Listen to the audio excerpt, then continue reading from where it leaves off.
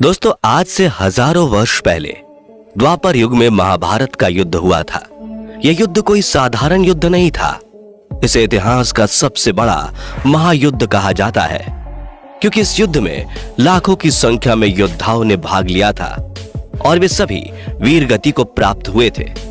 इन योद्धाओं की मौत के बाद लाखों महिलाएं विधवा हो गई थीं, लाखों करोड़ों बच्चे अनाथ हो गए थे और ना जाने कितनी माताओं की गोद सूनी हो गई थी। कहा तो ये भी जाता है कि इस युद्ध के बाद बच्चों के विलाप और विधवाओं का रुदन से कुरुक्षेत्र की युद्ध भूमि कांप उठी थी।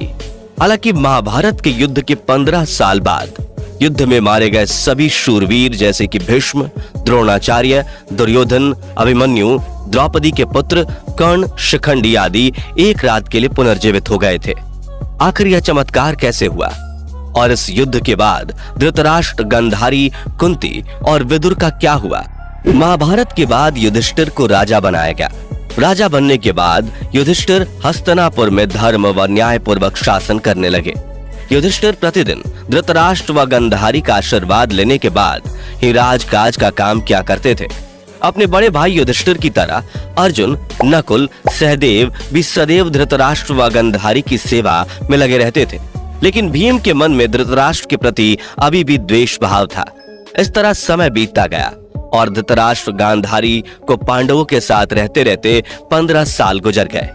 लेकिन एक दिन भीम ने क्रोध में धृतराष्ट्र व गांधारी के सामने कुछ ऐसी बातें कह दी जिसे सुनकर उनके मन को बहुत कष्ट हुआ। धृतराष्ट्र ने सोचा, पांडव के आश्रय में रहते हुए अब बहुत समय हो गया, इसलिए अब वन में जाकर रहना ही उचित है।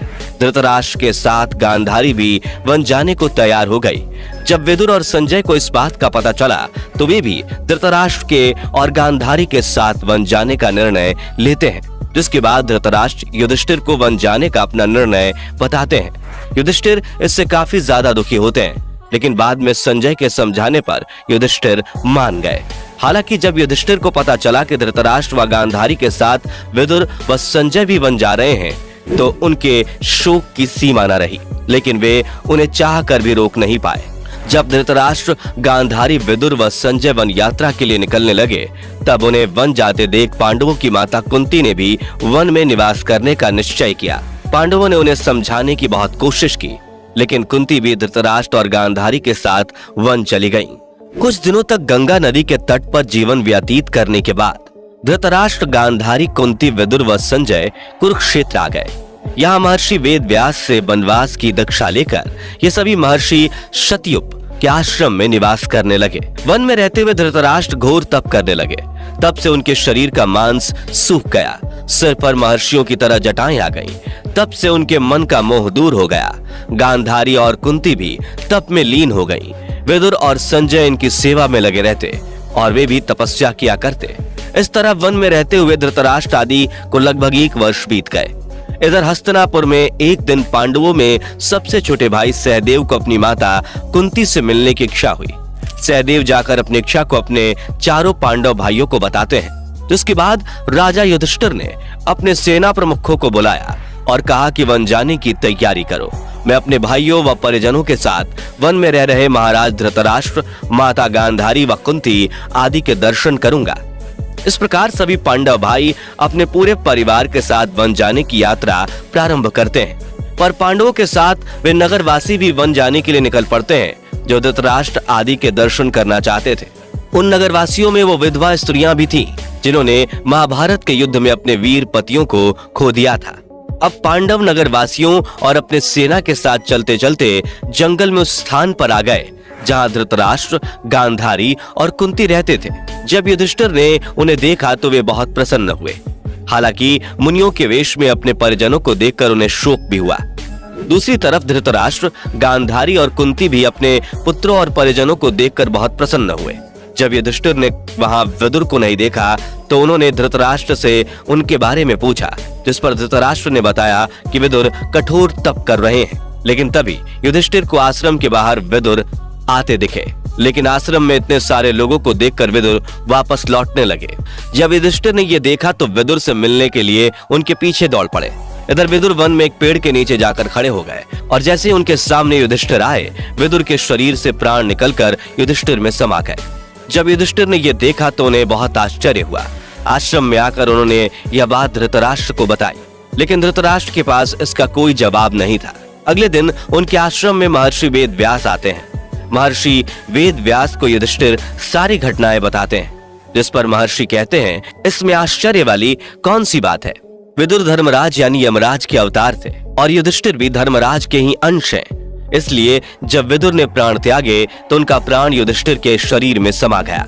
इधर महर्षि वेद व्यास धृतराष्ट्र, गांधारी और कुंती के तप से भी काफी ज्यादा प्रसन्न थे। इसलिए महर्षि ने उनसे कहा कि तुम्हारी जो इच्छा है वह मांग लो, आज मैं तुम्हें अपनी तपस्या का प्रभाव दिखाऊंगा। धृतराष्ट्र, गांधारी और कुंती को यह पता था कि परिजनों से बिछड़ने का दर्द क्या होता है। उन्हें अपने राज्य की विधवा महिलाओं की भी चिंता थी। इसलिए उन्होंने महर्षि वेद व्यास से युद्ध में मारे गए सभी योद्धाओं को एक बार फिर से देखने की इच्छा प्रकट की। महर्षि वेद व्यास ने कहा, ऐसा ही होगा।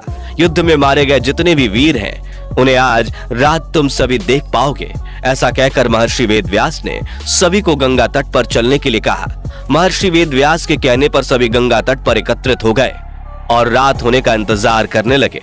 रात होने पर महर्षि वेद व्यास ने गंगा नदी में प्रवेश किया और पांडव व कौरव पक्ष के सभी मृत योद्धाओं का आवाहन किया। थोड़ी देर में भीष्म, द्रोणाचार्य, कर्ण, दुर्योधन, दुशासन, अभिमन्यु, धृतराष्ट्र के सभी पुत्र, घटोत्कच, द्रौपदी के 5 पुत्र, राजा द्रुपद, दृष्टद्युम्न, शकुनी, शिखंडी आदि वीर योद्धा गंगा नदी से बाहर निकल आए। यहाँ उन सभी के मन से अहंकार और क्रोध की भावना समाप्त हो चुकी थी। यहाँ महर्षि धृतराष्ट्र व गांधारी को दिव्य नेत्र प्रदान करते हैं ताकि वे अपने मृत परिजनों को देख सकें। यहाँ अपने मृत परिजनों से मिलकर धृतराष्ट्र, गांधारी, कुंती सहित सभी विधवा स्त्रियां काफी ज्यादा प्रसन्न थीं। अपने परिजनों के साथ रात बिताने के बाद सभी योद्धा वापस से गंगा नदी में डुबकी लगाकर अपने लोक लौटने लगे। अपने पति को वापस जाता देख विधवा स्त्रियां वापस से शोक में डूबने लगती हैं। उनकी ऐसी हालत देखकर महर्षि वेद व्यास ने उन विधवा स्त्रियों से कहा, तुम में से जो भी अपने पति के साथ जाना चाहती है वे सभी गंगा नदी में डुबकी लगाकर अपने प्राण का त्याग करके जा सकती है।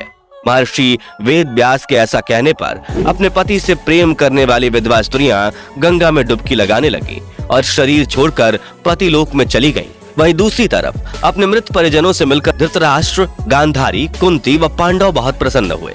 लगभग 1 महीने वन में रहने के बाद युधिष्ठिर अपने भाइयों और नगरवासियों सहित वापस से हस्तिनापुर लौट आए।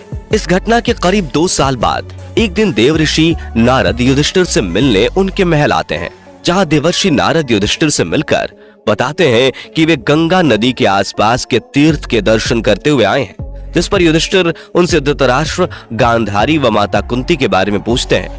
तब देवऋषि नारद उन्हें बताते हैं कि तुम्हारे वन से लौटने के बाद धृतराष्ट्र आदि हरिद्वार चले गए। वहां भी उन्होंने घोर तपस्या की और एक दिन जब वे गंगा स्नान कर आश्रम आ रहे थे तभी वन में भयंकर आग लग गई। जिसके बाद संजय ने धृतराष्ट्र, गांधारी और कुंती को वन छोड़कर जाने की सलाह दी, लेकिन धृतराष्ट्र ने यह कहते हुए इस बात को टाल दिया कि यह समय भागने का नहीं, यह हमारे पापों के प्रायश्चित का समय है ताकि अब हमें मोक्ष मिल सके। संजय को छोड़कर सभी लोग अपने प्राण त्यागने का प्रण लेते हैं और वे वन में एक स्थान पर बैठकर समाधि में लीन हो जाते हैं और संजय वहां से तीनों को छोड़कर हिमालय की तरफ चले जाते हैं। और इस प्रकार वन की अग्नि में धृतराष्ट्र, गांधारी व कुंती ने अपने प्राणों का त्याग कर दिया। दोस्तों, देवऋषि नारद के मुंह से धृतराष्ट्र, गांधारी व कुंती की मृत्यु का समाचार सुनकर महल में चारों ओर हाहाकार मच गया।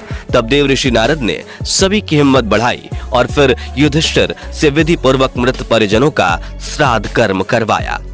तो दोस्तों, इस वीडियो में फिलहाल इतना ही। महाभारत के इन विधवाओं की कहानी क्या आपको पहले से पता थी? कमेंट में जरूर बताइएगा। उम्मीद है आपको आज की ये वीडियो पसंद आई होगी।